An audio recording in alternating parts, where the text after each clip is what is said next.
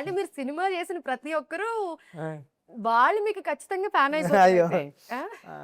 And ఇంకొకటి తెలుసా? నేను మీలో గమనించింది. ఇప్పుడు ఇంటర్వ్యూ స్టార్ట్ చేసినప్పటి నుంచి ఇది ఖచ్చితంగా గోదారోళ్ళ దగ్గరే ఉంటది. అయ్యో! చెప్పండి.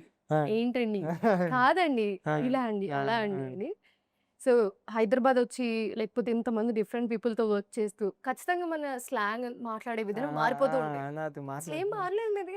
నేను ఇక్కడే చదువుకున్నానండి మళ్ళీ. ఓకే. హైదరాబాద్‌లోనే చదువుకున్నానండి. ఆ! ఇక్కడే ప్రగతి మహావిద్యాలయం అండి. ఆ! హనుమంట్ అక్కడ కోటిలో ఉంటుంది. మా కింగ్ కోటిలో హుహుహు. కాలేజ్ చాలా ఫేమస్ అది. హ్మ్. అక్కడ చదువుకున్నా కానీ ఎందుకో ఇది మాది గూడా గోదావరి. ఆ! హ్మ్. ఎక్కడ?